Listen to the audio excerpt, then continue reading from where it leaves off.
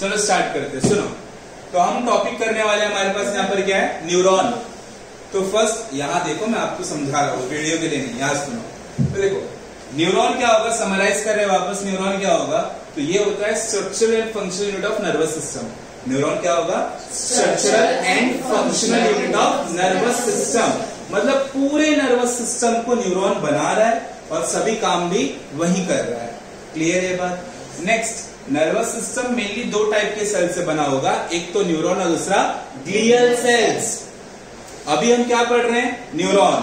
तो अब हम देख रहे हैं स्ट्रक्चर ऑफ न्यूरॉन। देखिए आपके पास यहाँ पे कुछ मेजर स्ट्रक्चर्स होते हैं। फॉर एग्जांपल पहले हम स्टार्ट करेंगे विथ डेंड्राइट। आपको ये ब्लैक ब्लैक पार्ट दिख रहा है बाहर की तरफ, तो ये पार्ट को आप क्या बोलोगे, डेंड्राइट। और डेंड्राइट का काम क्या होगा, इसका काम होगा सिग्नल को रिसीव करना, सिग्नल को रिसीव करना।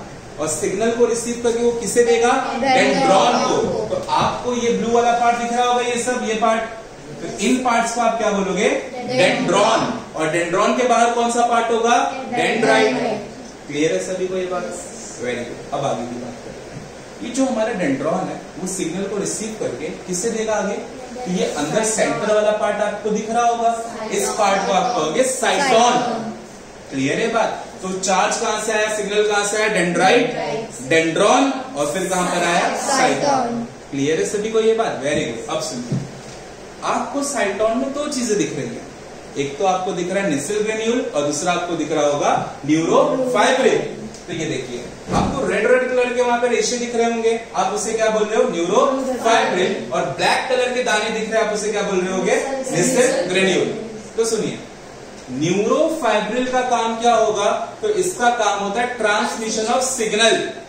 जो सिग्नल आया ना साइटोन के पास, उसको आगे भेजने का काम कौन करेगा, न्यूरोफाइब्रिल।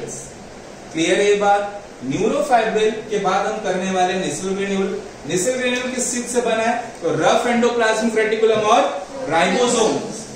और काम क्या होगा इसका, प्रोटीन बनाना, सिंपल प्रोटीन बनाना। अब हम बात करेंगे ये जो आपका निसिल ग्रेन्यूल और न्यूरोफाइब्रिल है वो मिलेगा कहां पर। देखो न्यूरोफाइब्रिल कहां मिलेगा, न्यूरोफाइब्रिल आपको मिलेगा साइटोन में और एक्सॉन में। बट आपका जो निसिल ग्रेन्यूल होगा वो कहां मिलेगा आपको, सिर्फ और सिर्फ साइटोन में। सिंपल कैसे याद रखोगे, न्यूरोफाइब्रिल का काम क्या है, सिग्नल को आगे भेजना ना। तो सिग्नल को तो आपको पूरा भेजना है ना, तो उसको हर जगह होना पड़ेगा, लेकिन प्रोटीन तो सिर्फ ऊपर बनेगा। क्लियर है बात, ओके। साइटोन के अंदर आपको क्या मिल रहा है, देखो न्यूक्लियस।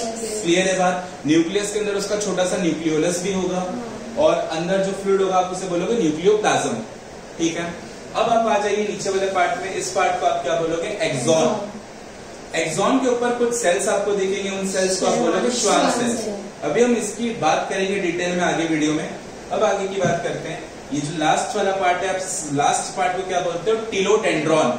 ये पूरे पार्ट को आप क्या बोलोगे, टिलोडेंड्रॉन। टिलोडेंड्रॉन के नीचे आपको गोल गोल पार्ट दिख रहे होंगे, उस गोल गोल पार्ट को आप बोलोगे सिनेप्टिक नॉब।